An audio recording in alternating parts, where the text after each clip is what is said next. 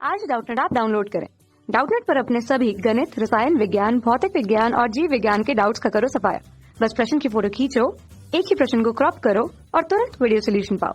अभी डाउनलोड करें। Hello friends, हमारा क्वेश्चन है चित्र में दर्शाए गए आरेखों में से कौन सा आरेख सूर्य के चारों ओर दीर्घवृत्ताकार कक्षा में घूमती हुई पृथ्वी की एक परिक्रमा में गतिज ऊर्जा में परिवर्तन का निकटतम निरूपण करता है। तो यहाँ पे चार ग्राफ गिवन है। हमें यहाँ पे हमारे पहला ये फर्स्ट, सेकंड, थर्ड और फोर्थ ग्राफ गिवन है। हमें क्या बताना है, हमें अगर पृथ्वी सूर्य के चारों तरफ दीर्घवृत्ताकार कक्षा में घूमती है तो वह उसके गतिज ऊर्जा में परिवर्तन है कौन से ग्राफ के द्वारा हमारे निरूपित किया जाता है, हमें ये बताना है। तो सबसे पहले हम क्वेश्चन को फिगर ड्रॉ कर लेते हैं। सबसे पहले हम यहाँ पे एक दीर्घवृत्तीय कक्षा अज्यूम कर लेते हैं। ओके, हमारी सबसे पहले हम यहाँ पे एक दीर्घवृत्तीय कक्षा अज्यूम कर लेते हैं। हम मान लेते हैं इस तरीके से हमारा कोई दीर्घवृत्तीय कक्षा है। ओके, तो यहाँ पे क्या हो रहा है कि पृथ्वी सूर्य के चारों तरफ, पृथ्वी होगी यहाँ पे सूर्य के किसी एक फोकस पे स्थित होगी। तो यहाँ पे क्या होगा, ओके, ये हमारा दीर्घ अक्ष होता है और ये हमारा क्या होता है, लघु अक्ष होता है।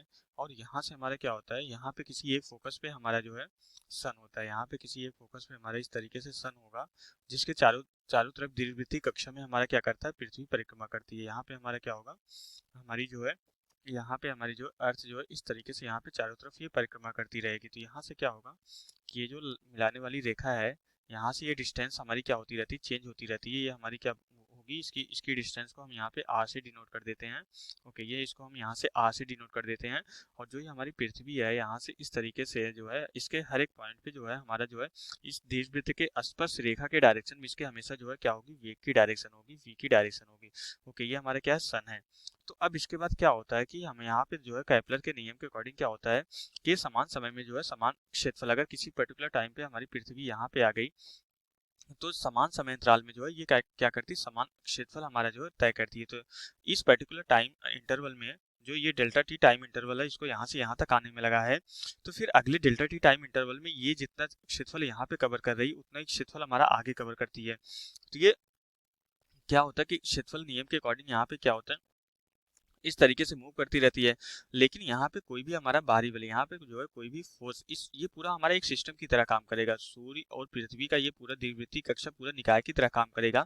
तो यहाँ पे हमारा कोई भी बाहरी बलागुण हमारा यहाँ पे काम नहीं करता, बाहरी बलागुण काम नहीं करता। तो इसलिए हमारा एल क्या होता है, कोणीय संवेग हमारा क्या होता है, ये कांस्टेंट होता है। हम ये बोल सकते हैं ये नियत होता है। तो मीन्स हमारा यहाँ पे क्या होता है कि जो एमवीआर होता है, एमवीआर, हम यहाँ पे गतिज ऊर्जा में परिवर्तन को देखना है तो हमें यहाँ पे इसके वेग में किस तरीके से परिवर्तन होगा ये देखना पड़ेगा। इसलिए हम यहाँ पे कोणीय संवेग के कंसेप्ट पे चल रहे हैं, क्योंकि यहाँ पे कोणीय संवेग में हमारे रेखीय वेग का कंसेप्ट आएगा। तो M V are equal to हमारा क्या होना चाहिए, नियत होना चाहिए, क्योंकि कोणीय संवेग हमारा क्या होता है, एम वी आर के बराबर होता है। तो यहाँ पे हमारा पृथ्वी का द्रव्यमान तो नियत ही रहेगा, दीर्घवृत्तीय कक्षा में परिक्रमा करते समय पृथ्वी का द्रव्यमान चेंज नहीं होगा। और यहाँ पे क्या हो रहा है कि फिर अगर हमारा एम नियत है तो वी हमारा आर क्या होगा, वी इंटू आर भी हमारा क्या होगा, ये भी हमारा एक तरीके से नियत ही होगा, क्योंकि एम भी हमारा नियत है। तो यहाँ से हमें क्या पता चलता है कि वी हमारा अनुक्रमानुपाती हो जाता है 1/r के। तो आर क्या है, सूर्य से उस समय पृथ्वी की दूरी है, ये हमारी लगातार चेंज होती रहेगी। अब क्या हो रहा है कि जब ये हमारा पृथ्वी से काफी दूर है, यहाँ पे जब इस वाले अक्ष के पास है, यहाँ कहीं पे है, तो ये पृथ्वी हमारा सूर्य से काफी दूर पर है। मीन्स आर की वैल्यू जब ज्यादा है, आर की वैल्यू ज्यादा है तो उस कंडीशन हमारा वेग क्या होगा, कम होगा। लेकिन जब ये यहाँ पे ये पृथ्वी यहाँ पे सूर्य के इस वाले अक्ष के करीब आ जाती है, यहाँ कहीं आ जाती है, तो आर हमारा क्या हो जाता है, बहुत कम हो जाता है। ये डिस्टेंस फिर यहाँ से यहाँ तक आर हो जाएगी। तो आर कम होने की वजह से क्या हो जाता है, हमारा वेग बढ़ जाता है। तो इसलिए यहाँ पे हमारा क्या होता है कि लगातार इसका वेग परिवर्तित होता रहेगा। जब ये दूर रहेगा, स्टार्टिंग जब ये यहाँ पे कहीं दूर रहेगा, जब ये चलना प्रारंभ करेगा तो यहाँ पे कहीं पे अगर दूर रहेगा तो क्या होगा कि यहाँ पे गतिज ऊर्जा इसकी कम होगी, क्योंकि वेग कम होगा। यहाँ पे हमारी क्या होगी, गतिज ऊर्जा हमारी क्या होगी, यहाँ पे गतिज ऊर्जा हमारी क्या होगी, कम होगी। और यहाँ पे हमारी क्या होगी, गतिज ऊर्जा हमारी क्या होगी, ज्यादा होगी। और यहाँ पे मोस्ट इंपॉर्टेंट थिंग ये है कि इसकी गतिज ऊर्जा कभी भी जीरो नहीं होगी, क्योंकि ये दीर्घवृत्तीय कक्षा में लगातार परिक्रमा करता रहेगा। इसकी क्या होगी, इसकी गतिज ऊर्जा हमारी कभी भी जीरो नहीं होगी, इसकी गतिज ऊर्जा हमेशा नॉन जीरो रहेगी।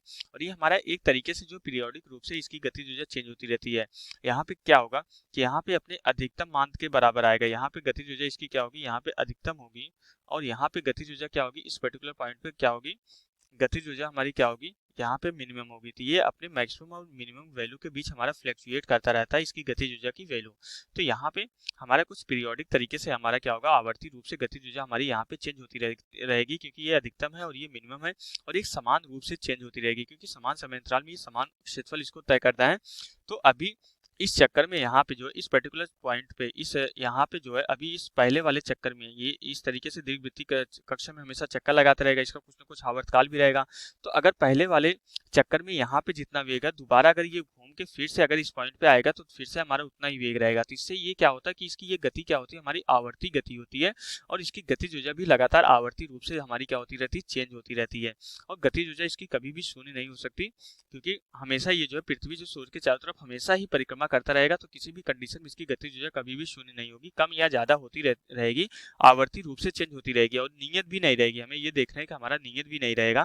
तो यहाँ पे पहले वाले ऑप्शन में यहाँ पे गतिज ऊर्जा और टी के बीच ही ग्राफ हमारा यहाँ पे बनाया गया, पहले वाले ऑप्शन में नियत कर दिया गया, तो इसलिए ये ऑप्शन हमारा रॉन्ग रहेगा। सेकंड में हमारा यहाँ भी शून्य कर दिया जा रहा है, यहाँ भी शून्य कर दिया जा रहा है गतिज ऊर्जा, यहाँ पे टाइम का ग्राफ है गतिज ऊर्जा के साथ, तो हमने देखा कि हमारी गतिज ऊर्जा शून्य नहीं हो सकती, ये भी हमारा रॉन्ग हो जाएगा। इसमें ये तो दे रहा है आवर्ती रूप से हमारा चेंज हो रहा है, ये हमारा टी है, ये गतिज ऊर्जा है, तो यहाँ पे इस पर्टिकुलर पॉइंट पे इस पॉइंट पे और इस पॉइंट पे हमारा शून्य बता रहा है, तो ये भी हमारा ऑप्शन रॉन्ग हो जाएगा। यहाँ पे ये नियत बता रहा है और जीरो भी बता रहा है, इस दो पॉइंट पे जीरो बता रहा है और नियत भी बता रहा है, इसलिए ये भी ऑप्शन हमारा रॉन्ग हो जाएगा। तो इस क्वेश्चन में ये जो चारों ऑप्शन गिवन है, चारों के चारों ऑप्शन रॉन्ग हो गए। इसका जो सही ग्राफ बनेगा इसको भी हम देख लेते हैं, इसका ग्राफ हमारा सही तरीके से किस तरीके से बनेगा। तो सबसे पहले हम यहाँ पे एक्सिस को डिफाइन कर लेते हैं। ओके, यहाँ पे हमारा ये क्या हो जाएगा, ये हमारा एक्सिस हो जाएगा। ओके, यहाँ पे ये हमारा जो है एक्सिस हो जाएगा। ओके, अब इसके बाद ये क्या हो जाएगा, हमारा यहाँ पे जो है ये एक्सिस हो जाएगा। तो यहाँ पे हमारा क्या है कि जो हमारी गतिज ऊर्जा होगी उसका ग्राफ किस तरीके से बनेगा, ये हमारा गतिज ऊर्जा का एक्सिस मान लेते हैं और ये हमारा टाइम का एक्सिस मान लेते हैं।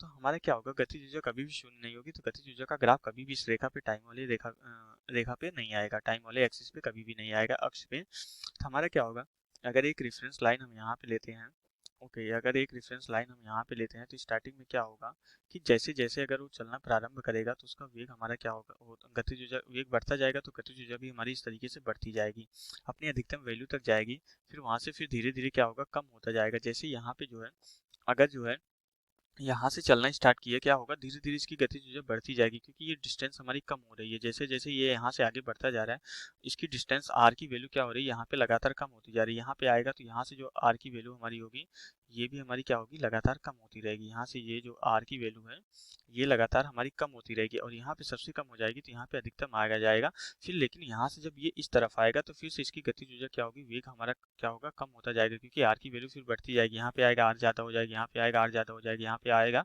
आर ज्यादा हो जाएगा। तो यहाँ से हमारा क्या होगा, ये अपनी न्यूनतम वैल्यू तक आएगी। ओके, तो यहाँ से ये क्या था, यही तो इसकी यहाँ पे जो है इस तरीके से ये बढ़ता जाएगा, और यहाँ से हमारे क्या होगा, अपने जो है यहाँ पे जो है इस तरीके से अपने यहाँ पे जो किसी न्यूनतम वैल्यू तक, जीरो तक नहीं जाएगा, अपनी ये न्यूनतम वैल्यू तक जाएगा, और इस तरीके से हमारा क्या होगा, इस तरीके से हमारा जो इसका वेग जो है आवर्ती रूप से चेंज होता रहेगा। तो इसकी गतिज ऊर्जा भी क्या होगी, हमारी आवर्ती रूप से इस तरीके से चेंज होती रहेगी। तो सही ग्राफ हमारा गतिज ऊर्जा समय के साथ जो है इसका सही ग्राफ हमारा इस तरीके से बनेगा। तो यहाँ से हमारा जो है क्वेश्चन कंप्लीट हो जाता है। Okay, thank you. कक्षा 6 से 12वीं से लेकर नीट, IIT, JEE वो एडवांस के लेवल तक 1 करोड़ से ज्यादा छात्रों का भरोसा। आज ही डाउनलोड करें डाउटनेट ऐप या व्हाट्सएप करें अपने सारे डाउट्स 8400 400 400 पर।